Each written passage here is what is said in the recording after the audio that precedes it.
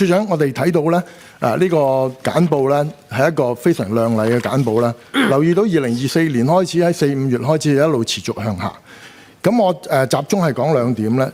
第一點咧係有關於收數啊，因為咧我哋睇到咧盈控同盈委咧分別咧盈控係佔548單嘅，即係總體盈控數字係1408單。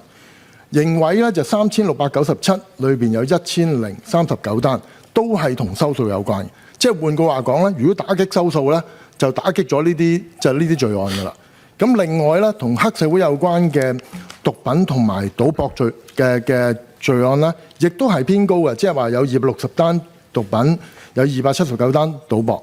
喺黃賭毒裏邊，我哋見唔到黃啦，咁我哋就見到賭同毒喺黑社會裏邊都佔一個好大比例。如果加強力度打擊黑社會，似乎我哋會見到一個更加亮麗嘅數字。咁我亦都係完全支持罪案計劃嘅，因為我哋見到內地有關於嘅設備咧，將內地由幾十年嘅治安帶到去最現代化嘅城市。多謝主席。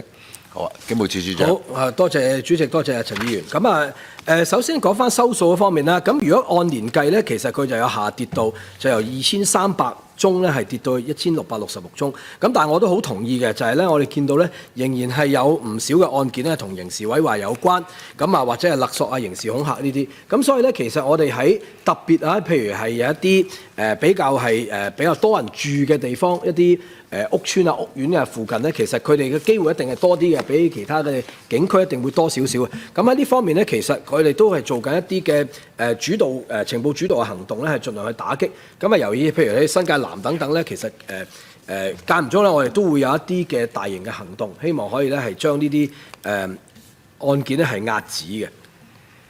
咁另外咧，同呢個三合會有關嘅罪行咧，其實可以睇到咧，其實我哋對於打擊三合會咧，其實係呢個係擺喺其中一個重中之重，即係每一年嘅我嘅行動目標裏面咧，其中一個重要嘅環節。咁所以咧變咗咧，好多時咧都係因為一啲主導我哋主動出擊嘅行動，而導致到咧係有拘捕有上升。咁呢個咧亦都係必然會發生嘅，即係做得多拉得多，數字自然就會上升。咁但係呢個咧，我哋仍然會係繼續希望可以咧係將呢一個黑社會佢哋嘅氣焰去打壓，同埋咧將佢哋嘅犯罪得益咧係盡量咧係去減低，希望咧從而咧係令到罪案咧係會減少嘅。咁至於最後咧就係多謝議員你嘅支持啦。咁銳眼計劃咧的而且確喺依家我哋希望可以繼續提速提效，可以咧協助到整體嗰個治安情況。多謝。好，下一位。